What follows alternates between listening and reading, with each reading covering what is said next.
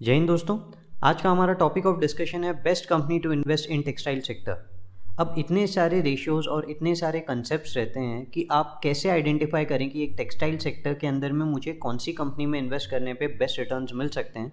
इसका एक तरीका निकालने की हम लोगों ने कोशिश की है कुछ डेटा पॉइंट्स के बेसिस पे। हमने कैसे इसे पूरा का पूरा आइडेंटिफाई किया है ये हम लोग इस वीडियो के दौरान समझने की कोशिश करेंगे। मैं कंसेप्ट को भी समझाने की कोशिश करूँगा कि क्यों मैंने ऐसा किया है। वीडियो को लाइक ज़रूर कीजिएगा पसंद आया तो, और चैनल सब्सक्राइब करके रखिए, ऐसे वीडियोस आगे भी देखना है इसके लिए। तो हमने ऑपरेटिंग प्रॉफिट मार्जिन्स के बेसिस पे 7 कंपनीज आइडेंटिफाई की जिनका हाईएस्ट ऑपरेटिंग प्रॉफिट मार्जिन हमारे पास अवेलेबल था एंड जिनके सेल्स 1000 करोड़ के ऊपर थे। तो उसके बेसिस पे हमें 7 कंपनीज हम लोगों ने आइडेंटिफाई की। इससे ज़्यादा भी हम लोग निकाल सकते थे पर थोड़ा सा स्पेस शॉर्टेज एंड प्रेजेंटेशन के इश्यूज़ के कारण हमने 7 कंपनीज पे खुद को रेस्ट्रिक्ट किया। गरवारे टेक्नोलॉजी, हिम्मत Singh seed, Grasim industries, Indo Count industries, Ganesh ecosphere, Nitin spinners and Welspun living. अब हमने क्या किया, हमने जो डेटा पॉइंट्स हम लोग यूज़ कर रहे हैं उसके बेसिस पे हम स्कोर्स इनको दे देंगे। जैसे ऑपरेटिंग प्रॉफिट मार्जिन अगर हाईएस्ट है तो हम स्कोर दे देंगे 7 और सबसे कम है तो हम स्कोर दे देंगे 1। ऐसे हमने कई सारे रेशियोज़ को यूज़ करके इस तरह से पॉइंट्स देने की कोशिश की और पॉइंट टोटल जिसका सबसे हाईएस्ट होगा हम मान लेंगे कि वो सबसे बेस्ट कंपनी है। मुझे ये तरीका सबसे अच्छा लगा आइडेंटिफाई करने के लिए किसी कंपनी को। तो पहला डेटा पॉइंट था ऑपरेटिंग प्रॉफिट मार्जिन। हमने दूसरा डेटा पॉइंट यूज़ किया sales growth 3 years year on year compounded growth.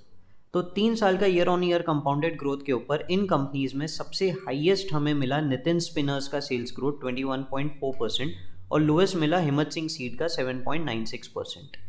अगला रेशियो जो हम लोगों ने यूज़ किया वो था रिटर्न ऑन इक्विटी। ये रेशियो आपको बताता है कि आप कितना एफिशिएंटली आपके पास जो कैपिटल अवेलेबल है उसे यूज़ कर रहे हैं। तो इसमें सबसे हाईएस्ट मिला गरवारे टेक का 18.52% और सबसे लोएस्ट था गणेश इकोस्फीयर का 4.82%। इसके बाद हमने देखा डेटर डेज। आप डेटर्स से जितना जल्दी पैसा रिकवर करते हैं उतना जल्दी आपका वर्किंग कैपिटल फ्री होता है। तो ये एक बहुत अच्छा तरीका होता है आपकी एफिशिएंसी दिखाने का। इसमें सबसे अच्छी कंपनी थी ग्रासिम इंडस्ट्री जो 19 डेज़ के अंदर अपना पूरा का पूरा पैसा रिकवर कर लेती है, और सबसे ख़राब कंपनीज में थी हिम्मत Singh seed 116 days. Next point था इन्वेंट्री डेज जो आपको बताता है कितना एफिशिएंटली आप जो भी स्टॉक बना रहे हैं उसे वापस सेल करके रिकन्वर्ट कर देना, वर्किंग कैपिटल को फ्री करके वापस से उसे यूज़ कर पा रहे हैं।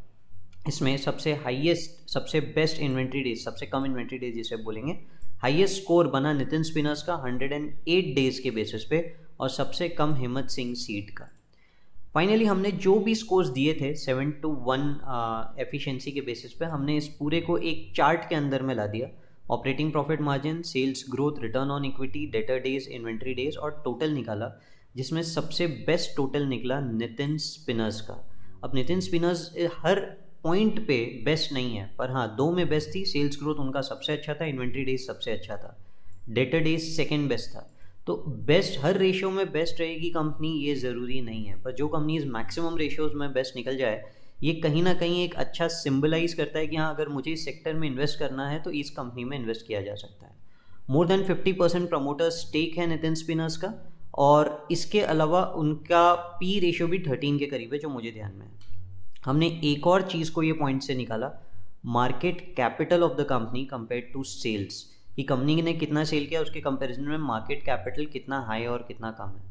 तो ये बहुत कम है नितिन स्पिनर्स का 0.67, इनफैक्ट सबसे कम है सारी कंपनीज में। तो कहीं ना कहीं अंडर वैल्यूड कंपनी है ये समझ में आता है। बहुत पोटेंशियल बचा है इस कंपनी के अंदर। क्वार्टर ऑन क्वार्टर भी अगर आप देखेंगे तो आपको ग्रोथ बहुत अच्छी दिखेगी। तो मेरे हिसाब से ये एक बहुत अच्छी कंपनी है इन्वेस्ट करने के लिए and you can look forward to it. Video पसंद आया होगा तो लाइक ज़रूर कीजिएगा और चैनल सब्सक्राइब करके रखिएगा। Thank you for watching the video.